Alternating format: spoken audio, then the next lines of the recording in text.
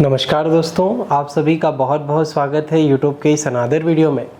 दोस्तों, आज मैं चर्चा करने वाला हूँ होम्योपैथिक दवाई कैसे असर करती है, कैसे होम्योपैथिक दवाई एवियन को ठीक कर पा रही है और किस तरीके से हड्डी को रीग्रो कर रही है। तो इसके बारे में चर्चा करने वाला हूँ। यदि आपके मन में भी ऐसे डाउट आते हों कि यार हमने इतने बड़े बड़े ऑर्थोपेडिक डॉक्टर्स को बता दिया है, वो तो बोल रहे हैं कि सर्जरी करवाना पड़ेगा या ड्रिल करवा लो, और फिर होम्योपैथिक दवाई कैसे ठीक कर सकती है, तो हम इसी के बारे में चर्चा करने वाले हैं। तो यदि आपके मन में भी ये क्वेश्चन है तो पूरा वीडियो लास्ट तक ज़रूर देखिए। यदि कुछ इन्फॉर्मेटिव लगता है तो आप लाइक कर सकते हैं, कुछ भी संदेह होता है, कुछ जानना होता है तो आप कमेंट कर सकते हैं, और इंस्टाग्राम फेसबुक पर मुझे फॉलो करके भी आपके क्वेश्चन पूछ सकते हैं। साथ ही साथ आप सब्सक्राइब ज़रूर करें, चैनल को सब्सक्राइब करके बेल बटन ज़रूर दबाएं, ऑल पे ज़रूर सिलेक्ट करें ताकि ऐसी ही इंटरेस्टिंग वीडियोस आपको लगातार मिलती रहे। चलिए टॉपिक पर आते हैं। पहला क्वेश्चन ही व्यक्ति का ये होता है जब वो हमारे पास आता है कि क्या सर होम्योपैथिक दवाई से एवियन ठीक हो जाएगा? तो मेरा एक ही जवाब होता है कि सर्दी खांसी से लेकर के कैंसर तक होम्योपैथी में पावर है इसको ठीक करने की। ठीक है, होम्योपैथी में पावर है, कैंसर भी ठीक हो सकता है, एवियन भी ठीक हो सकता है, और नॉर्मल बुखार भी ठीक हो सकता है। इवन एक्यूट कंडीशंस जिसमें बहुत सीवियरिटी बनी रहती है, जैसे हार्ट अटैक के केसेस होते हैं, उसमें भी काफ़ी ज़्यादा चांसेस हैं कि हम होम्योपैथिक दवाई से ही व्यक्ति को बचा लें, ताकि घर से यदि हमने 2 ड्रॉप होम्योपैथी की पिला दी तो व्यक्ति की मौत हॉस्पिटल जाते जाते नहीं होगी, हॉस्पिटल तक वो बचा रहेगा। तो बहुत सारी जो है होम्योपैथिक रेमेडीज़ हमारे पास, लगभग 4,500 से ज़्यादा होम्योपैथिक दवाइयाँ हैं जिसका बहुत अच्छा असर है। अब होम्योपैथी से एवियन ठीक होगा, इस पर आते हैं। तो देखिए, होम्योपैथी से एवियन ठीक होगा और बेशक ज़रूर होगा, ठीक है, बट डिपेंड अगेन यही करेगा कि आपकी कंडीशन कितनी ख़राब है और कितनी रिवर्सिबल हो सकती है। दूसरी चीज़ आपको ये बोलना चाहूँगा दोस्तों कि मेरे कई सारे वीडियोज़ हैं कि होम्योपैथी से यदि ठीक होगा तो कैसे, है ना। स्टेप 1, स्टेप 2, स्टेप 3 और स्टेप 4, ऐसे 4 स्टेप्स में मैंने पूरी हीलिंग प्रोसेस को बताया है कि इन प्रोसेस को कोई भी पेशेंट या कोई डॉक्टर फॉलो करता है तो वो एवियन को ठीक कर सकता है। जो मेरी खुद की रिसर्च है वो मैंने आपको पब्लिकली सारी चीज़ें बता दी है, ठीक है। तो इन स्टेप्स को हमें फॉलो करना है। वो वीडियोस आप देख लें, हो सकेगा तो मैं आई बटन में आपको ऊपर दे दूंगा। स्टेप 1 की, स्टेप 2, स्टेप 3 और स्टेप 4 के नाम से आपको मिल जाएगी। चलिए, तो बात यही आती है कि होम्योपैथिक दवाई जो है उससे ऐसा क्या होता है कि प्रोसेस हमारी जो हीलिंग की वो स्टार्ट हो जाती है, ब्लड का सर्कुलेशन स्टार्ट हो जाता है। तो मेन मोटो होम्योपैथिक रेमेडी का और जो वाइटल जो हमारा रूल है वो यही है कि हम बॉडी की जो खुद की इम्यूनिटी होती है, जो खुद की ऑन हीलिंग प्रोसेस होती है, हम उसी को ट्रिगर करते हैं, हम उसी को बताते हैं, बॉडी को ये बताते हैं कि आपके शरीर में ये खराबी है और आपको इसको हील करना है, ठीक है। अब ये बताते कैसे हैं? ये दवाइयों के द्वारा, है ना। जब होम्योपैथिक दवाई आप लेते हैं तो होम्योपैथिक दवाई अंदर जा कर के आपके वाइटल फोर्स को, जिसको आप हिंदी में प्राण शक्ति बोलते हैं, उस प्राण शक्ति को ये रियलाइज़ करवाती है कि आपकी जो डिसहार्मोनियस आपकी जो सारी चीज़ें हो गई है उसको एक हार्मनी में लाना है। और जब ये हार्मनी, एक जो साइकिल है बॉडी की, वो नॉर्मल होने लगती है तो बॉडी खुद ब खुद नेक्रोसिस को रोक देती है। बॉडी खुद ब खुद नेक्रोस हिस्से को जो है वहीं पर फ्रीज करके फिर ब्लड वेसल्स डेवलप करवा देती है, और बॉडी खुद ब खुद उस ब्लड वेसल्स में जो है ब्लड सर्कुलेशन स्टार्ट करवाती है। और बॉडी खुद ब खुद जो आप खाना खा रहे हैं जिसमें विटामिन डी है, आप जो सप्लीमेंट ले रहे हैं जिसमें विटामिन डी है, उस विटामिन डी कैल्शियम को बॉडी की बोन में डिपॉजिट भी करवाती है। तो कोई भी बाहर से कोई क्रिया, बाहर से कोई केमिकल आकर के बॉडी की जो चीज़ें हैं उसको परमानेंटली ठीक नहीं कर सकता।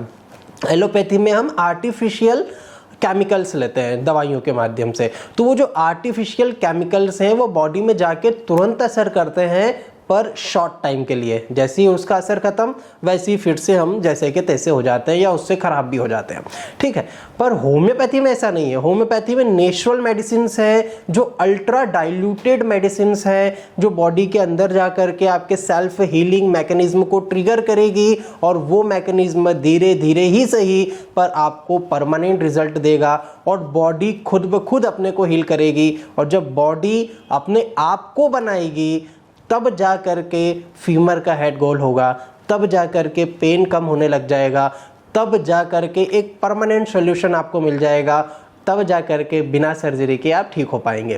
तो ये जो कॉम्प्लेक्स प्रक्रिया है ये डिपेंड करता है होम्योपैथ के मतलब होम्योपैथिक डॉक्टर की स्किल पर, उसकी प्रैक्टिस पर, उसके एक्सपीरियंस पर और उसकी पढ़ाई पर, ठीक है। बहुत सारी चीज़ें हैं जो हमें समझना होती है। जैसे एक होम्योपैथिक दवाई कोई पर्टिकुलर एक ही बीमारी पर काम नहीं आती, ठीक है।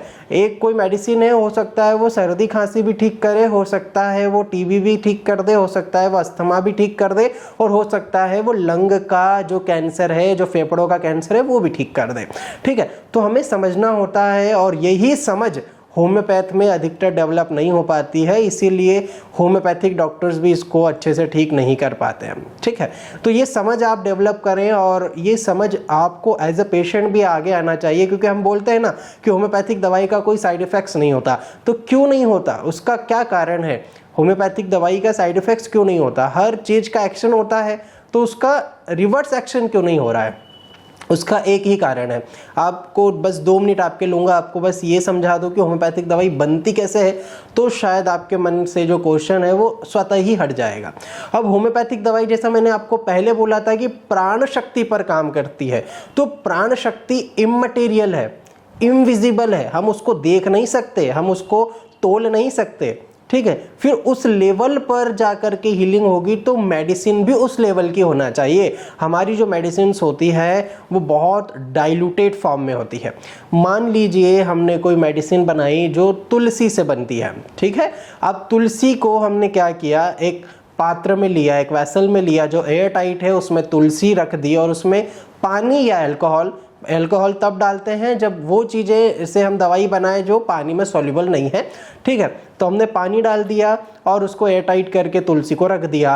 अब इस तुलसी को लगभग 40 से 90 दिन तक जो है एक प्रोसेस होती है, अंधेरे कमरे में उसको रख दिया जाता है, ठीक है। वो तुलसी उस पानी में पूरी तरीके से घुल जाएगी, उसका पूरा जो अर्क है वो उस पानी में आ जाएगा। अब उस पानी को हम बोलते हैं मदर टिंचर, ठीक है, जिसको हम पानी के साथ लेने को बोलते हैं कि भाई 10-10 बूंद, 50-50 बूंद, 30-30 बूंद ले लीजिए, ठीक है। अब इस मदर टिंचर को हमने क्या किया, 1 बूंद मदर टिंचर की ली और उसमें 99 ड्रॉप ऑफ वाटर जो है मिला दिया, 99 बूंद पानी की मिला दी उस 1 बूंद तुलसी के अर्क में, और उसको जो है 10 बार अच्छे से शेक किया। ये आपकी एक पोटेंसी बन गई, 1C पोटेंसी बन गई, 1CH पोटेंसी बन गई। अब इस 1CH पोटेंसी की 1 ड्रॉप ली और 99 ड्रॉप ऑफ वाटर इसमें मिला दिया, फिर से 10 बार स्ट्रोकिंग की, देन आपकी 2C बन गई। अब इस 2C का 1 ड्रॉप लिया, 99 ड्रॉप ऑफ वाटर फिर से आपने मिलाया, फिर से आपने स्ट्रोकिंग की, देन आपकी ये 3C बन गई। ऐसे करते करते करते करते जब आप 12 बार ऐसा कर लोगे तो 12वीं बार के बाद में जो सॉल्यूशन आपके बाद 12C का बनेगा उसमें आप किसी भी माइक्रोस्कोप से देख लो, तुलसी का केमिकल और फिजिकल एग्जिस्टेंस आपको नहीं मिलेगा, क्योंकि आपने इतनी बार उसको डाइल्यूट कर दिया है। परंतु जब तुलसी का कोई एग्जिस्टेंस ही नहीं रहा तो फिर दवाई काम कैसे कर रही है? काम ऐसे कर रही है कि जो तुलसी का स्पिरिचुअल हीलिंग मैकेनिज्म था, जो नैनो पार्टिकल्स थे, वो जितनी बार आप पानी मिला रहे हो, जितनी बार उसको ठोक रहे हो, उतनी बार वो इन्हांस होती जा रही है ना। मतलब मॉडर्न साइंस से पूरा की पूरा विपरीत। मॉडर्न साइंस में क्या होता है कि पैरासीटामोल से 150 mg से काम नहीं चल रहा, 200 mg ले लो, ठीक है। 200 से काम नहीं चल रहा, 250 ले लो, ऐसा होता है, ठीक है। पर होम्योपैथी में इसका पूरा ऑपोजिट होता है कि यदि आप तुलसी की जो 1 बूंद जो प्योर अर्क जिसको हमने मदर टिंचर बोला था वो लेंगे, उसका इफेक्ट कम होगा, बजाय इसके कि आप तुलसी को जो 30 बार डाइल्यूट करके लिया है उसकी एक बूंद ही आप ले लेंगे, तो उससे तुलसी के जो पावर है उसको बहुत ज़्यादा इन्हेंस होगी, और जो एक बूंद मदर टिंचर काम कर रही है वो आपकी उससे 10 गुना से 20 गुना पावरफुल आपकी डाइल्यूटेड मेडिसिन होगी। अब ये असर कैसे कर रही है? जब तुलसी है ही नहीं तो असर कैसे कर रही है?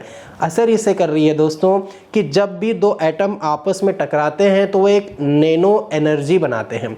और साइंस की यदि मैं बात करूँ, साइंटिफिकली आपको बताऊं तो हर एक पार्टिकल में अपनी एक मेमोरी होती है।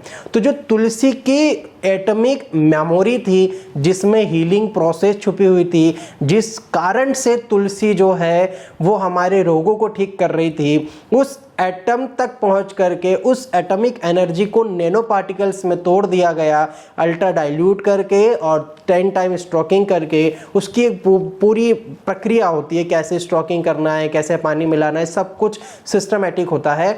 तो उस एटम्स के टकराने के कारण जो नैनो एनर्जी पार्टिकल्स बने, उस नैनो एनर्जी पार्टिकल से आपकी हीलिंग होगी, न कि तुलसी के केमिकल के जो फॉर्मूलाज हैं या केमिकल कैप्सूल में भर के दे दिए, ऐसा बिल्कुल नहीं होता।